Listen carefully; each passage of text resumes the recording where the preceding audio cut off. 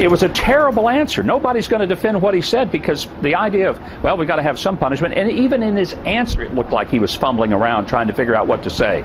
So let's just lay that on the table. It was a mess up. But to say that he hasn't thought through the abortion issue, I think that's a stretch. Mike Huckabee on MSNBC's Morning Joe calling Donald Trump's recent comments on abortion terrible, saying it was clear that Donald wasn't prepared, but also coming to Trump's defense somewhat.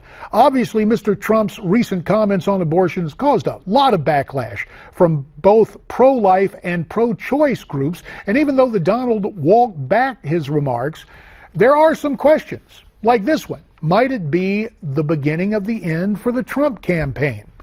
Let's discuss it with our political panel. For more, let's welcome in the former mayor of Cincinnati, former Secretary of State of the great state of Ohio, Ken Blackwell, now senior fellow for the Family Research Council. Ken joins us tonight from Newsmax, Washington. And via Skype from Tampa, Democratic media strategist Franco Ripple, Vice President of KateCom Public Relations.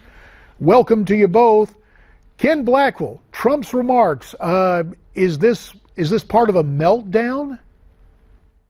Well, JD, my dad used to say that it's real difficult to ride two horses with one behind. And I think that Donald Trump has tried to work that magic on too many issues.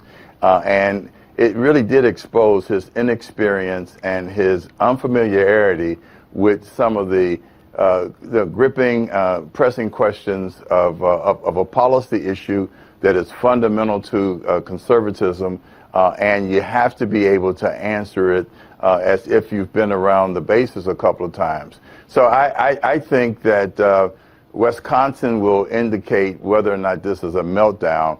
I think it just underscores that we're going to go into Cleveland, Ohio for a contested primary, contested convention. Let me follow up with you, Ken, because we both held public office, and you try to prepare yourself for questions.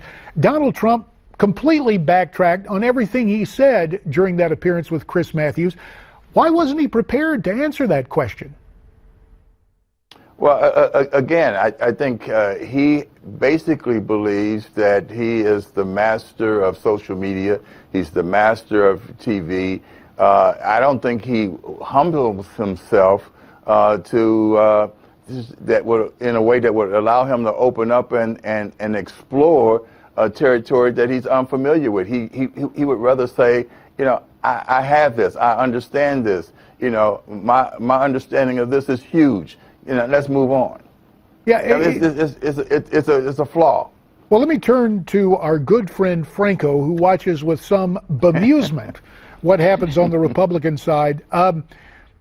It just appears that that Trump is answering questions, especially important questions like these, off the top of his head. But I got to ask you, Franco, do his supporters really care about that, or are they focused more on jobs and trade and the border?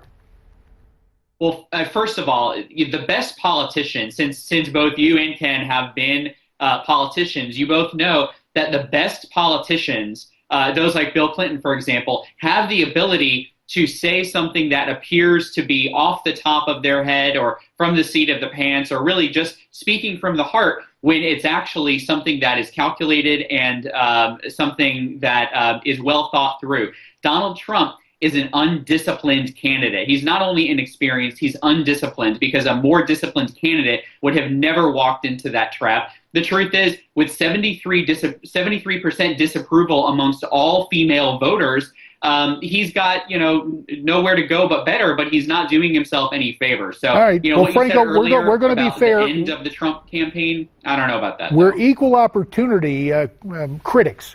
And we're going to go to one of your favorite topics, Hillary Clinton and the email investigation. Edward Klein was on this program last night. Let's listen to what he had to say. According to my sources, she's been warned time and time again by Bill Clinton and some of her lawyers that she's in deep trouble. And Hillary keeps saying, bring it on, folks, bring it on. I'm fine. Well, is she fine? Because we're hearing now the FBI director himself, James Comey, is going to interview her personally. Franco, is that a good thing for Mrs. Clinton? 20 seconds. First of all, I'm skeptical when I don't see reports like this in the mainstream media. Show me CNN, even Fox News talking about this, but it hasn't been. It's been a smattering of fringe outlets even talking about that. But secondly, Hillary Clinton has said all along that she welcomes the sunshine on this issue. She's the one who called for the release of the emails and demanded the State Department to do it. So I think she'd be comfortable talking to anybody about this issue that the American people are ready to move past. 15 seconds, Kenny. Big trouble for Hillary? Big trouble. The FBI chief is a serious investigator. He's known the Clintons for a long time. He's going to ask some tough questions that she's going to have to answer under oath, and I think it's going to catch up with her. All right, we'll have to leave it there. Ken Blackwell in Washington, Franco Ripple in Tampa. We thank you very much. And when we come back, Nick Tate.